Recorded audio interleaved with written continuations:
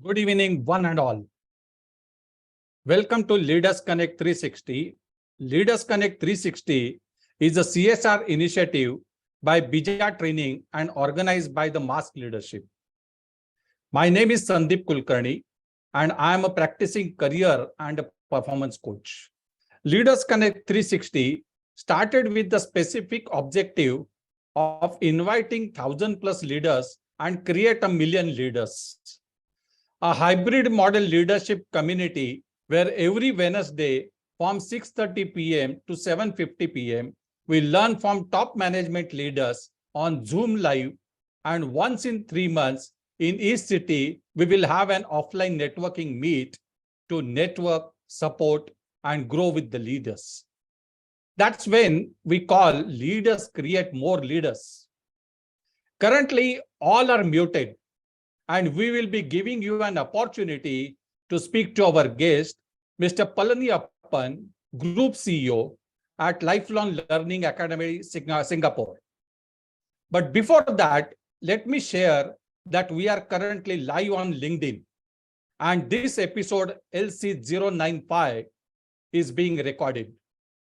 For the visitors who are joining for the first time, you may also click on the WhatsApp, Facebook, and LinkedIn link in the chat box to get update on weekly basis.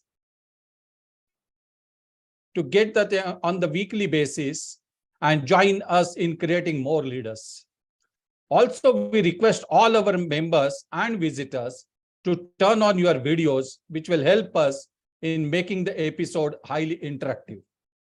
So, are we all ready to interact with our guest, Mr. Palaniappan, Group CEO at Lifelong Learning Academy, on the topic of enhancing judgment?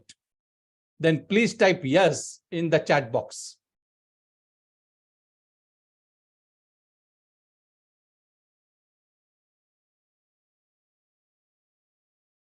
Thank you.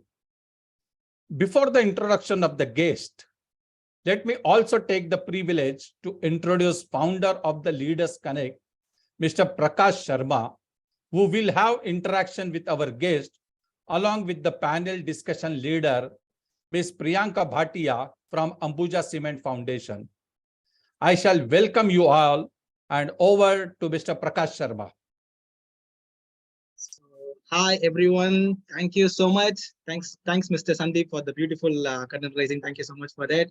And I'm Arul. I'm the strategic partner for Leaders Connect 360, and I'm really happy to have you all for today's episode. And thank you, Mr. Palaniappan, our guest of honor. We are really honored to have you for the session today, sir. Thank you so much for that.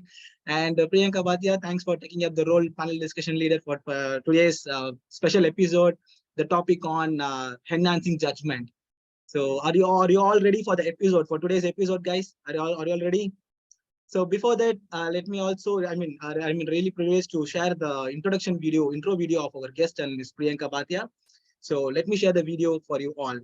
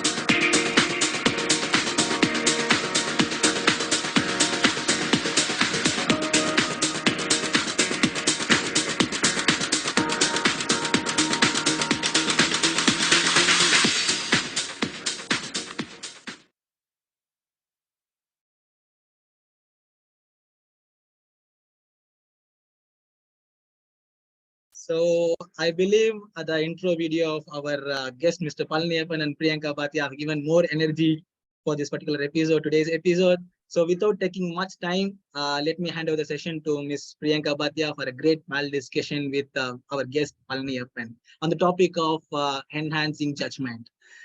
Let's start the session. Yes, over to you, Priyanka. Thank you so much, Arul. And hi, good evening, all. Good evening, sir. Hope you are doing great. Sir, I would like to welcome you for this today's event. Thank you so much, sir, for accepting our invitation. Sir, as we all know that our today's topic is enhancing judgment. So my first question is to you, sir. Could you please share us your experience when you had to make a decision on a critical issue? Okay. Thank you very much for the warm welcome. I hope all of you can hear me well. Is that okay? Good. Yes, Sound sir. is all right? Perfect. Okay, Yes, sir. good. Perfect, sir. And I see some messages on the chat and I thank you all for it. And I apologize, I won't be able to respond because the time is short. I will come back to your messages later, but please continue to send your questions there. Okay, this is a very interesting topic because we all learn about decision making in very many different methodologies in very different schools. I don't think that's the problem. The problem is how to get others to accept your decision. And that's where I think judgment comes in. So I'm going to share a very relevant example because we all are just coming out of the COVID. So when COVID hit us 3 years ago, that was something none of us were prepared for because it never happened in our lifetime, right? Nobody ever thought we would be locked up in our house for health reasons. We thought we'd be locked up maybe because it's a military coup or something, but this is because of an enemy we couldn't see. So when that happened, we were, and our business, from the introduction you might have gathered, we are in the training business, which means the only way we make money is when learners and students come to our class. If they don't come to our school, we have no business. And COVID taught us that if they are not coming, right? And this is what happened.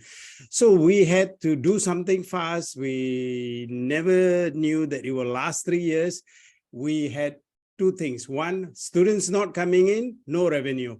But fixed costs and operating costs has not been cut because it's still there. So we had only two options, find a new revenue or cut costs. Well, we did both. We turned to our tech team and pivoted to go online like the rest of the world did. So that part of the story I'm not going to talk about. I'm going to talk about the cutting the costs, because that's always the hardest thing to do in any business. And in a training business, many of you will be aware, there are only two major ticket items: staff costs and rental costs of premises. Everything else is a variable. So rental costs, we spoke with the landlord, and that was quite easily settled. Our biggest challenge was the salary cost. And we were at the crossroads. We had to decide. We chose a number that we thought was sustainable both for the business and for our staff. We wanted to cut staff by 30%. Either we had to cut headcount by 30% or salary cost by 30%. There was no way out of this. This was a zero-sum game. And that was the decision we had to make. And I'm going to discuss today about that particular decision. All right. And that was not an easy decision, I can tell you that, right? So we did a couple of things. One, we analyzed the situation. Did we have a choice? We realized there was no choice because COVID wasn't going to go away. Nobody knew when it was going to go away. So we knew revenue wasn't going to come in from the traditional ways. We also knew we didn't want to let our staff go. This was not the time to let our people go. It would be the worst time to make that decision. So we said we cannot let them go. So we had to talk to them and say, we have a choice. Either we cut 30% headcount or everybody takes a 30% headcount and everybody keeps their job. We had to set the context and we had to explain it and we had to make them understand. Fortunately for us, our people had been with us for a long time. They understood and they agreed.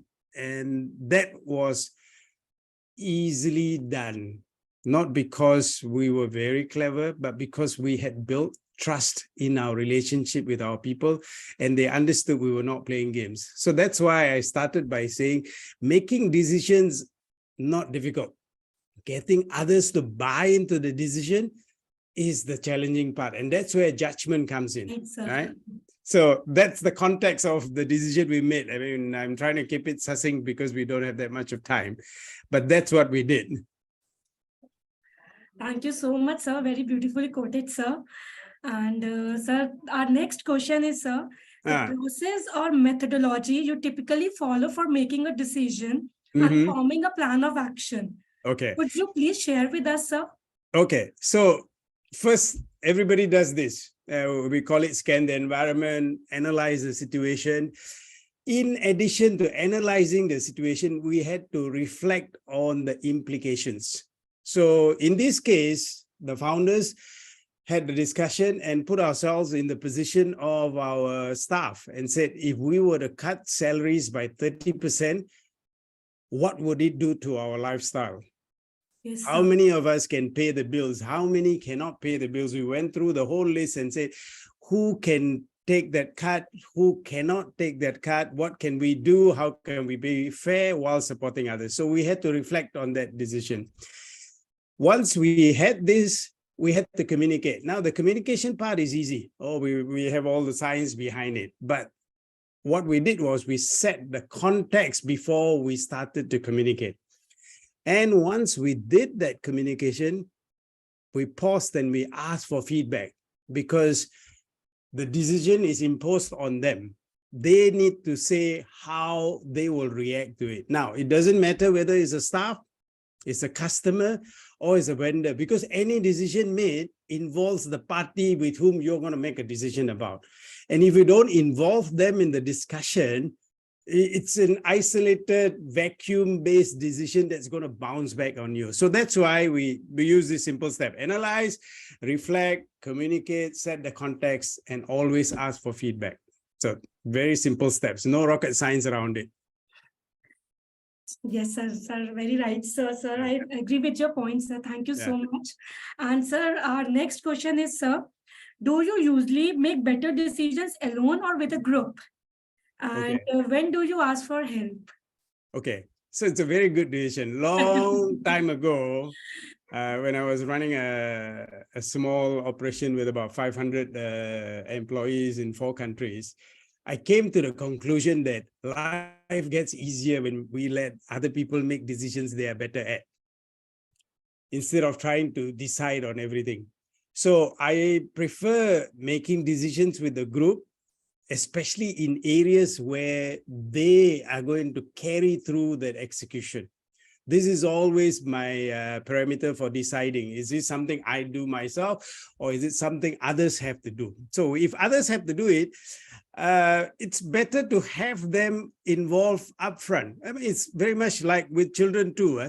You can't ask your kid to clean up the room unless you're going to have a conversation with your child about cleanliness and importance of doing it. It's the same thing at work. If you're going to get a group to do something, you have to get them involved. But there's only one word of caution I will add here. When you get a group to contribute, you need to be aware that not everybody in the group has the same level of experience or expertise. Everybody is happy to contribute, but the quality of the contribution is dependent on their experience and expertise. And as long as you build that around your decision-making framework, you're okay. Awesome answer, sir. Yeah. And sir, with this, sir, our next question is, what kind of decision-making process do we need to use when we are working with a team? Okay. So I would say what they don't say in business schools. It really doesn't matter what decision-making method you use, because when you make a decision, you don't know whether you're right or wrong. Only after the consequences of the decision has come out, do you know whether the decision was right or wrong. And even then, it is not right or wrong because you were clever, it's because the consequences were favorable. If the consequences were not favorable, like if you had a bet on Brazil and you lost the bet, it was a bad bet, not because you're stupid or not. So when you are working with the decision-making process, develop something that works for you around the context of analyzing the complete environment as much as possible, reflecting on the implications of the options, getting buy-in of the people involved, whether it's customer, vendor, staff, family members, it doesn't really matter. If you get all of them in, whichever method you use is going to work. The foundation is going to be building trust long before you have to impose a decision on somebody else. People will listen to you because they trust you. And even if they trust you, they don't really care whether the decision is a good one or not. And therefore, trust is the currency. Yes, That sir. is what makes the judgment that much better, because when they are favorable towards you, they are favorable usually towards your decisions. And that makes it easier to get things across. That's what I normally do, right? Is there anything else I can clarify? You know, given me the opportunity, I really appreciate it. Thank you so much, sir. It was beautiful discussion with all the 4 questions, sir. Thank you once again for this truly memorable evening, sir. Our best wishes are always with you, sir. So I hand over the session to Mr. Arul. Yes, thank you, Priyanka, for this beautiful questions which you have made, and thanks for our guest. Nice interaction with Priyanka, sir. Thanks for answering for the beautiful questions. Thank you. Now I welcome our founder of the Leaders Connect, Mr. Prakash Sharma, and I hand over the session to Mr. Prakash. Thank you. Okay. Great. Thank you very much, Arul, and thank you very much, Priyanka, Bhatia. It's an awesome interaction. Welcome, Mr. Palaniappan. We did connect on LinkedIn. On LinkedIn. Yes. Yes. Nice to reconnect. Yeah. Yes, nice to reconnect again. And it was through Merlin is what we interacted with each other. Correct. That was a great interaction which we had earlier, and now again we are reconnecting, which is nice. Yes. And thanks very much for taking your time and coming for this episode on Leaders Connect 360. And the great questions been asked by Priyanka. I have one more question, yes, please. Mr. Palaniappan. Yes. Now, in fact, we're just sharing that there's nothing called right or wrong in any decision, is where you were just shared, right? As the last question came. Yeah. So when there's actually called something like there's no right or wrong decision, then what kind of a decision can we take, or how do we conclude to come to take. So what is that Okay. decision which you need to take then? Yeah, that's a very good question. Now, the problem is not with the question, but the problem is with the two terms, right or wrong. Yes. We are educated to think that everything we do needs to be right or wrong. Yeah, rightly But said. right or wrong is not a forward process. It's a True. reverse re-looking at what we did. Like, for example, whatever bachelor's degree we did looked right at the time when we did it. But if you saw my background, I did a business degree, but I ended up with a master's in counseling, no connection, right? Because over time, it changes. So the right or wrong shouldn't be the focus. What is the optimum decision we can make given the parameters, given the buy-in of the stakeholders? If the stakeholders don't want to buy in, your best decisions won't work. If you want something to work, it may be suboptimal, but it's optimal given the stakeholders, given the environment. So I would move away from right and wrong to what best fits the parameters involved in the case. This is how I usually look at it. Wow. Wonderfully shared, Palaniappan. I completely agree with your point, and I'm getting that feel that there's nothing called right or wrong, but we need to take an optimal decision.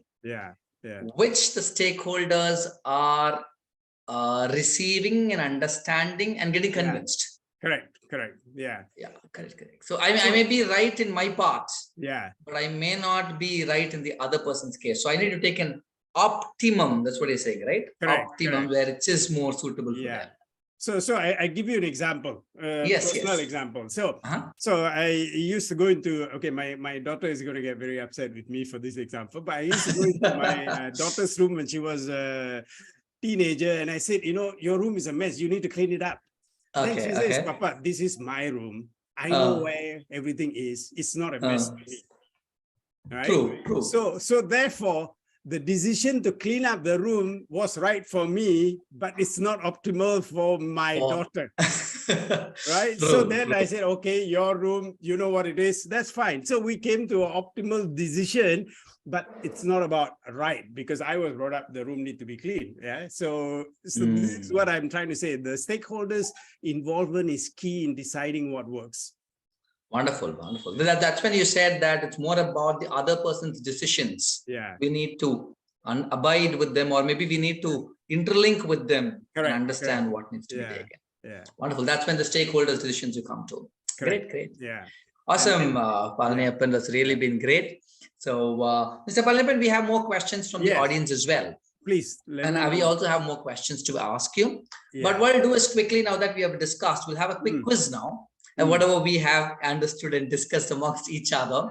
So this quiz is going to be for all our visitors and for all our members who joined us today. So I'll just take 2 minutes and we'll be back again. So members and visitors, now is the time for the quick quiz question. And after the quiz is where there are 2 points and you have an open question. So 2 ways of asking an open question. One, either you raise your hand and we give an option or opportunity to ask a question directly to Mr. Palaniappan, or you can type in your question in the chat box and we take it on your behalf and we ask the question to Mr. Palaniappan. So this open question forum will be initiated after a small quiz. And there are certain surprise elements for the quiz winners as well. So I believe all are waiting to type your answers in the chat box, because fastest fingers first. And for taking up the quick quiz, I would request Ms. Archana Shriram, who's a HR specialist. And I would request Ms. Archana Shriram to take up this or ask this quick quiz question, which will add more value and energy in the group. Yes, over to you, Archana. Thank you very much, Prakash, sir. I would like to share the screen. Do I have that option? Yes, Arul, please go ahead. I have the option. Thank you. Yes. Okay, so for all the members who are connected, So for all the members who are connected, so here's a quick question for you all, and it is going to be based on, sorry, I'm still locating for it. Okay, I got it. Sorry, that's why I was so much distracted. Finally, I got it. Okay, that's okay. So this is for all the members who are connected, and how the question goes this time is that I will be sharing the screen and there will be a conversation. And the answer will be, the question which will be asked post the conversation which is read. And after that, you feel free to go ahead and type the answers in the chat box. So it might be a little bit confusing, but go with the flow and you will probably get it. Yes. So is my screen visible?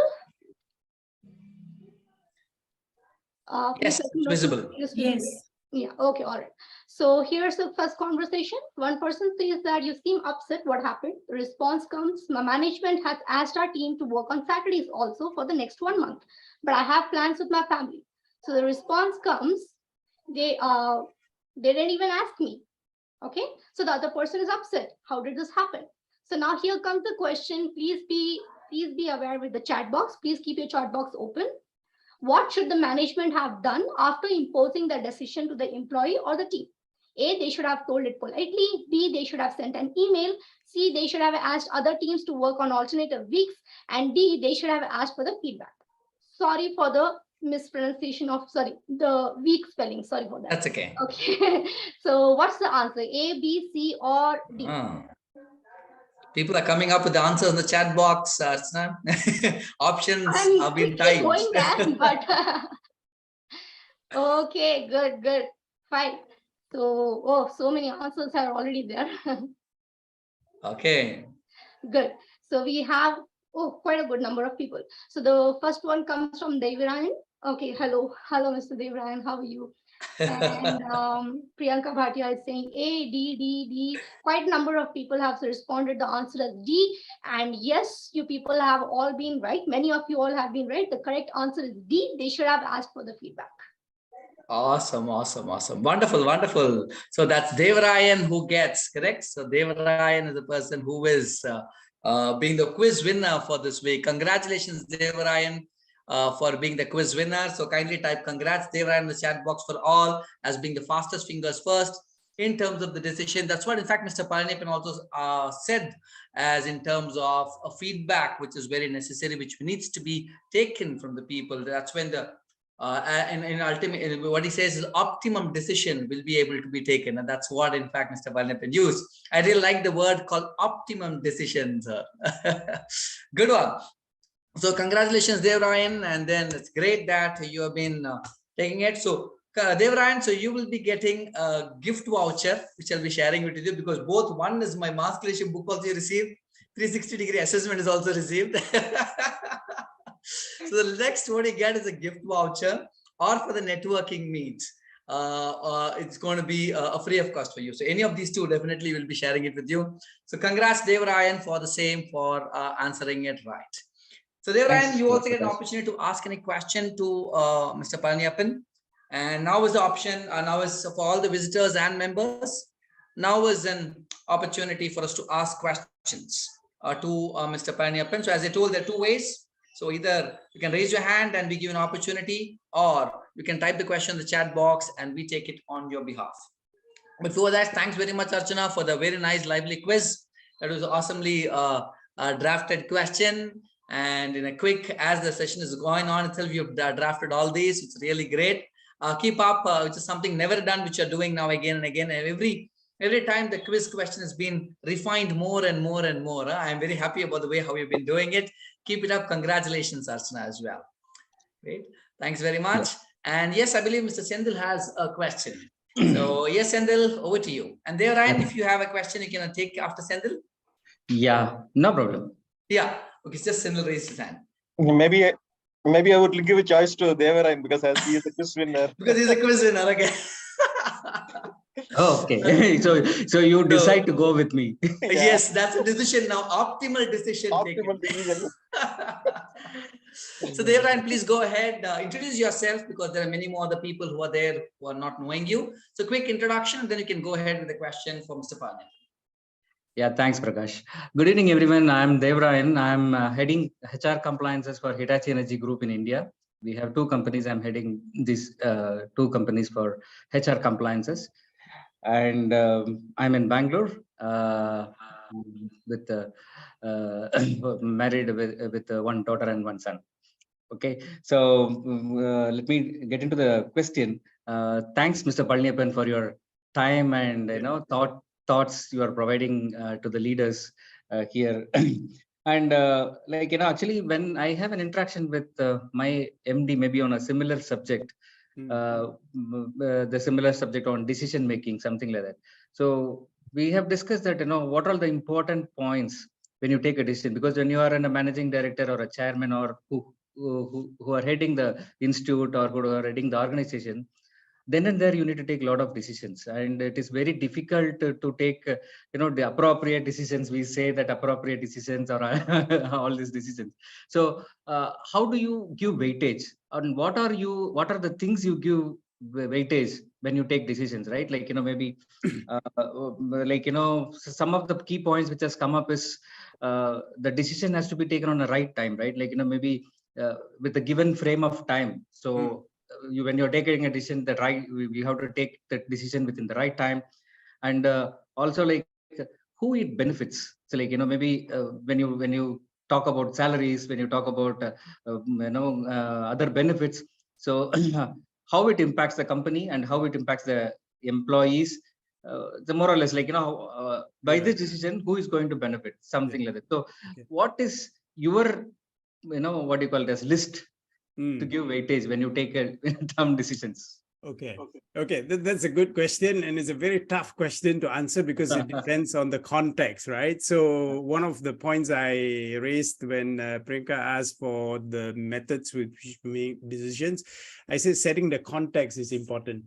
I used to work with a large organization. Then I came out. Since the age of 29, I've literally been working with companies where the buck stops with me. Okay. So when I make decisions, it's a bit different from if I had been in, say, for example, Arthur Andersen, when I started my career and I had a hierarchy to report to. So I have to set the context. If it's a management setting where you have control, you decide the parameters. So for me, because we've been running this business with my partners for the last 20 over years, our parameters always align. What keeps our people gainfully employed in the long term, even if there's a short-term pain? This is how we make a decision. If we are talking about large corporates, then who are the key stakeholders that have a major say in the outcome? So if you are talking about cost in a large corporation, is the cost a push down from the HQ, then, we don't fight beyond our pay grade, right? So what can we do? We can't do anything. So the only thing we can do is make the message nicer and sweeter and kinder to the people that we have to relay, because we are not in a position to push back and say, we are not going to do this. So the stakeholders who have power over that decision have a big say over it. If it's not, if it's a smaller context for us, we have the power. Therefore, we have a huge responsibility to say we cannot make any decision lightly, because the stakeholder is actually our staff who have been with us all these years. So that's the context. The context and the stakeholder becomes the most important thing. Most of us know how to make decisions. We know we have to eat, but we don't eat that well, right? So eating is a very easy decision, but the context of eating is not so. We don't eat so healthy, right? So making decisions is not the problem. So if we can define context, stakeholders, it narrows our options so that we can make better decisions, right? So that's what I would say, my 2 cents worth. Very, very nice. Actually, the context is very, very important. The stakeholders, right? Like, it's very well said that the stakeholders are very, very important. That for whom that decision is going to be made. Correct. Yes. Right. Nicely said, Palaniappan. Thanks for that. Thank you. True. Thanks very much, Devran, for asking that question. And as you're sharing this word context, if you're setting the context, Palaniappan rightly said. In fact, we also had one more guest of honor who came 2 weeks before. Topic itself was on contextual leadership. Okay. It's very nicely crafted, and it's more about the context which needs to be set first. That's when we'll be able to get the buy-in from the people. and the quick convincing happens there, and then we are aligned, and that's when it comes. That's when, in fact, you're talking wonderfully shared that context is very, very important for us to take it up. Yeah, you saw that I mix Eastern and Western styles together because of the cultural background. So I see a lot of the audience and I see the name, so I assume a number of you would understand my mother tongue Tamil. So in that language, it stays a saying. Idam porul arindu sei. Yeah, correct. That good one. That captures the Western management definition of context. So for my friends who don't understand the language, it means view the setting and the time before you do anything. Right? True. And here the setting is parameters, stakeholders, everything else goes in there. Awesome, awesome.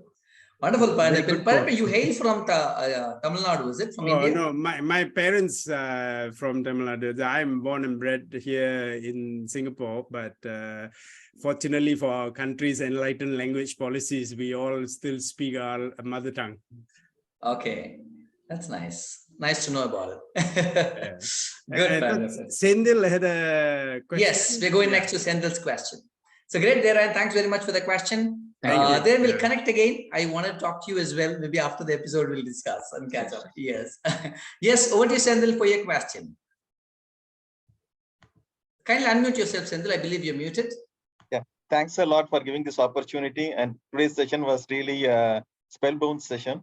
And without taking much time, let me introduce myself. I'm Sendil, working in a company named Daimler India as a senior manager, responsible for the upskilling of blue-collar associates. So mainly on the skilling on L&D, learning and development. Okay. So with my journey of this experience with my present company, I have two questions for you as a benefit for this group today.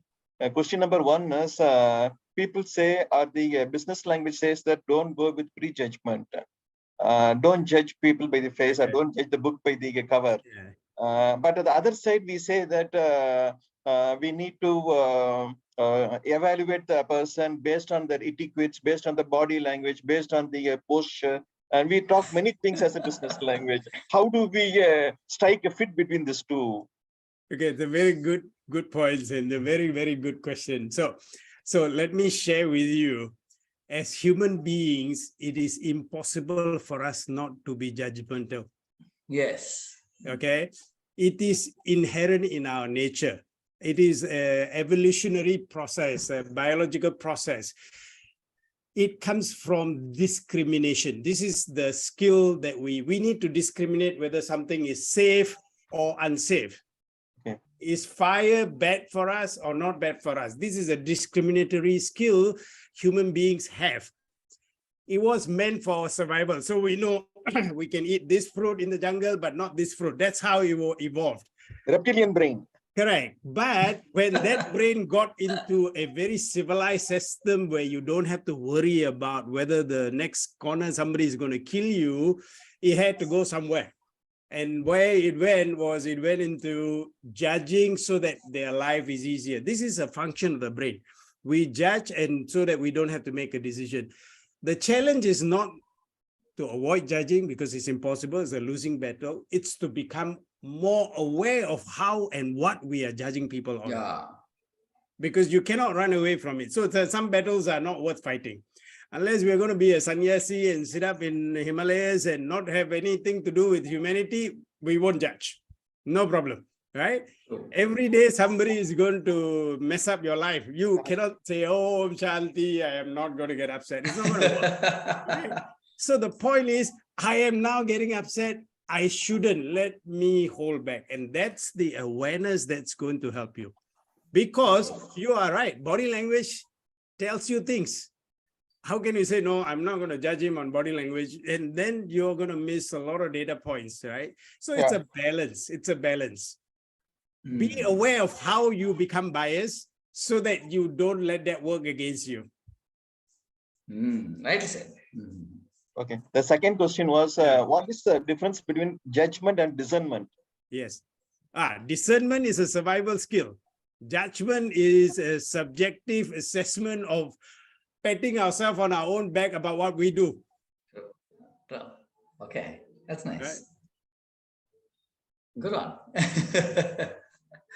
I wanted to look up the dictionary, then I thought I'd be too colored and too state. So I refused to look up difference between decision, judgment, and all this. But now that you brought it up, discernment is what bias and subjectivity comes from. That's a human skill. We need to be able to discern things. Usually discernment is based on observed facts and concrete data, but judgment is the subjective evaluation of the data. Awesome. So that's more about analysis. So evaluation of a data, Yeah. more of analysis it goes, Yeah. right? You said. Yeah. And there are many technical definitions. So we got to be careful when we use these terms. True. Like I said. Great, Sandil. Thanks for asking that question. It's an awesome question as well. Very wonderful question Shazeen asked, because that's very, very necessary for people to know the difference, in fact, and really great. And thanks for asking that question. So now it's an open platform is open for any one more question we can take, and then we come to a summary of our episode for today. One last question. If any of our visitors or members are here also, we can feel free to ask. Yeah, Prakash, may I? Yeah, please. Okay, sir. I'm into coaching and mentoring corporate. Yeah. And just to get before the question, let me set some context. Typically for general managers or director level positions, if you go back to 20th century and early first decade of 21st century, typically they used to go for some executive trainings, maybe at IIM or anything, 6 months courses and all like that, so that they really upskill their skills into leadership before they really take into leadership roles. But of late, in the last 2-3 years, if you try to see, more and more people at these levels have been asked to go for group or team coaching or mentoring. So it's more of experiments, more of getting involved rather than just listening. Yeah. And that is the trend which is increasing. Yeah. How do you see trainings at these levels getting evolved in the next 10 years? Because if more and more people start, companies invest into group coaching and team coaching or mentoring, how the training parts will change in the next 10 years, especially at these levels. I'm not talking junior people, but at somebody with 15, 20 plus years experience. Okay. So the first thing that you're talking about is acquisition of knowledge. Yeah. So you go for training, you acquire theories, you acquire paradigms, you acquire new concepts and models. Coaching, on the other hand, is discussion about practical experience in the application of such things at their workplace. So what then happens is I tried this, it didn't work. I tried this is what happened. And then people share. You are right that the trend goes towards coaching, but coaching is a lot more costly than training. Yeah. Okay. So both have a place, but what we believe, and this is what we do in our training programs with our customers, we blend both into the training. So we do training, acquire new knowledge, and then they go back to the office and they apply it at workplace-based projects or KPIs, business objectives. They come back, review, show and tell, and this becomes group coaching in the session. So it's a blended. So very soon I got this feeling that the coaching and training is going to blend and merge into a seamless multimodal experience. So you learn something, you do something, you come back and reflect, and that's coaching. But when you learn, it's training. So in the coaching session, they don't train you. In the training session, they don't coach you. So I think we need to marry these two. And that's what we are doing with our clients here. So most of you see a hybrid model coming up in the next 8 to 10 years. Yeah, except for the extreme C-suite who don't want to mix with others for training. Then they will stay at coaching level. Correct. Yeah. True. Okay, thank you. Awesome. Okay. Awesome question, Sandeep. And just to add in, in fact, to your point, Palaniappan rightly said, in fact, that's what even we are doing. We are blending both training and coaching for our clients as well here. And that's when results are being very clearly seen, the behavioral differences or whatever it may be. Yeah. A lot of things are there happening across. And the next, as I said, definitely, Sandeep, this could be the future for the next 10 years. As a part of OD intervention, as a part of organizational development initiatives to transform cultures, I mean, and bring in the culture within the company, what they expect. And these both are required, but training is also to impart knowledge, as you said, and coaching is to ensure that they are implementing what they are learning. Yes. And wonderfully shared. Thanks very much, Sandeep, for asking that question. And thanks, Palaniappan, for your excellent views, and which really gives us more and more understanding and more togetherness is there with amongst us. So good. So now the time 9:15 already, sorry, 7:15 already. So according to Indian Standard Time. So, so I understand people are from Singapore and other parts of the country also have joined here. That's really great. So with this, we come to an end of our episode LC095, and we request Mr. Senthil Kumar to quickly summarize the key aspects on key fine-tune points. What are the key takeaways which we got from today's episode from Mr. Palaniappan, and then request the vote of thanks from Mr. Nallayanayagan and introduce the next week's leader. And we come to an end of the session. And one last point before we also leave, I request all the other members and visitors who are here. After the episode, there's a process which we follow. There may be many new people are in here today, and there are a couple of known and unknown people. So during the session here, it may be challenging for us to interact with each other. So after the episode, once it's completed, is where if people can stay back, it will be great, where we can introduce each other, know more each other very well. And that's what we do after every episode as well. So people who wish to stay back to introduce each other, feel free, and that's going to be an opportunity once the word of thanks has been done by Nallayanayagan. But before word of thanks, let's have a quick summary from Mr. Senthil Kumar. Yes, Senthil, please go ahead with a summary of what are the key aspects. Yeah, thanks a lot for the opportunity, for the benefit of the team. And time keeps pressing. Let me make this a summary, a very crisp and short. Initially, we started the discussion how the training session faced the challenges during the COVID situation. We have two challenges. One is on the revenue, other is on the operation cost. And where we see that with the training business had two challenges. One is on the staff cost and the rental cost. And there was a situation where they were forced to come up with the 30% cost reduction. Finally, it was an intellectual approach of setting the context such that the complete team of the organization got a buy-in to go for the optimal solution. So this way we see that the judgment coming up in a very productive approach. And through this journey, there are 4 learnings. One is whenever we go for this kind of situation, there are 4 phases. One is we need to analyze the situation. Next is we need to reflect. Third is we need to communicate. Fourth is ask for the feedback. This is really a spinal or the spinal bone for the judgmental decision whenever we go for a group. And next is life gets easier when we allow people or enable people to give them the buy-in option so that the decision comes in a very faster pace.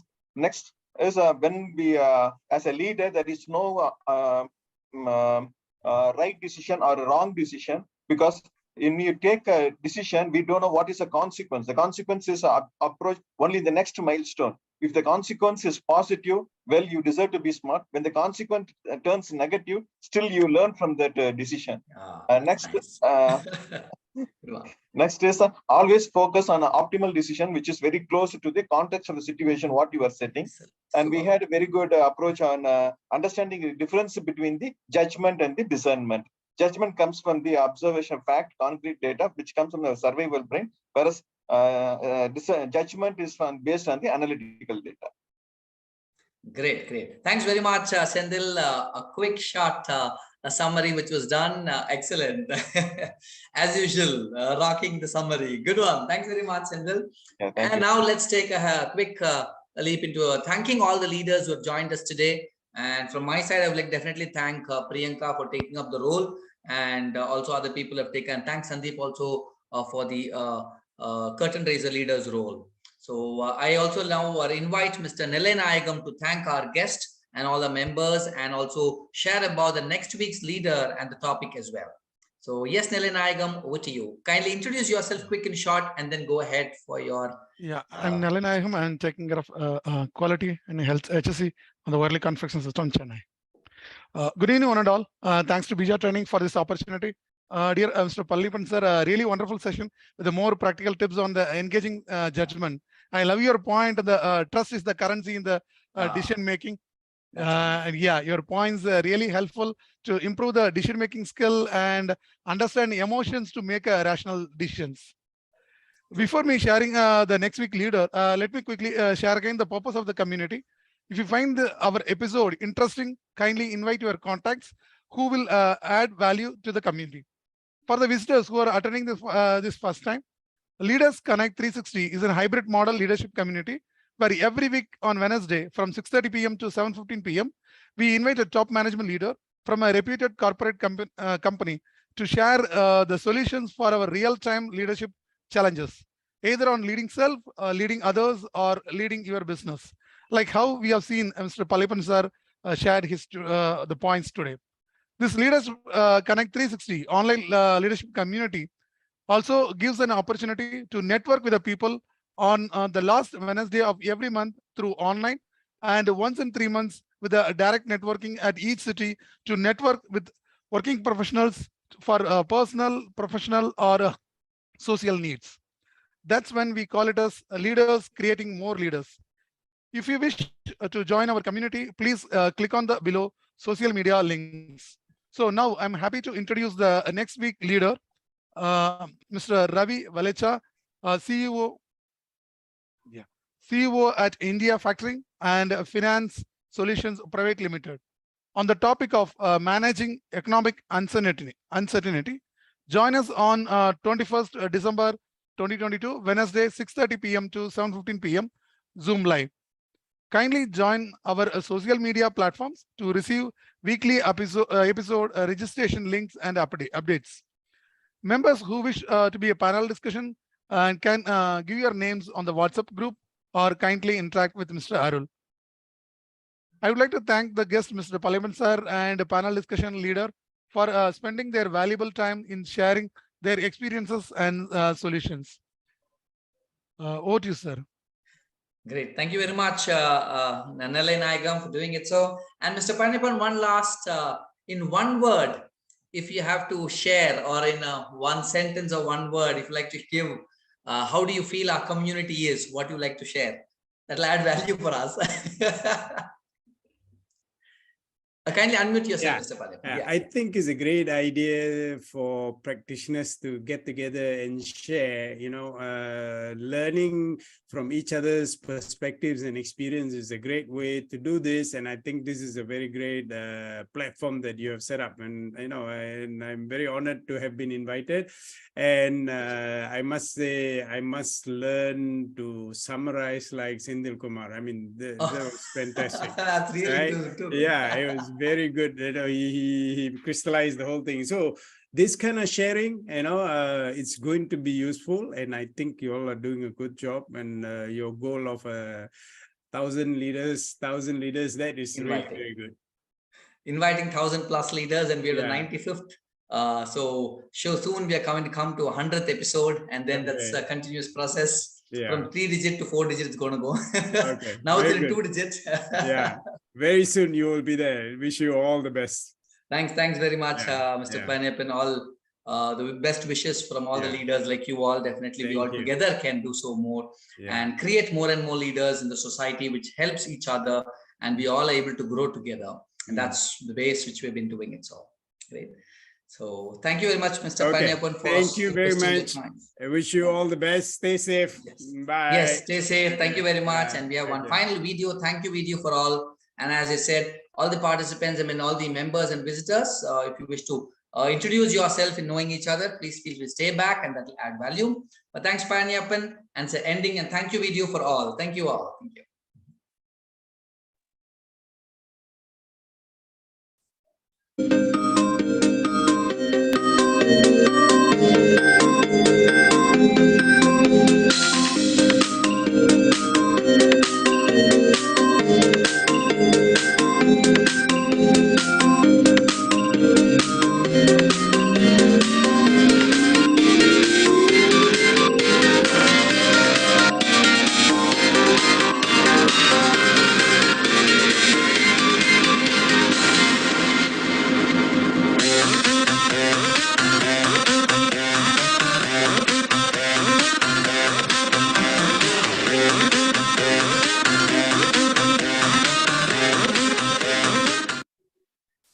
All right.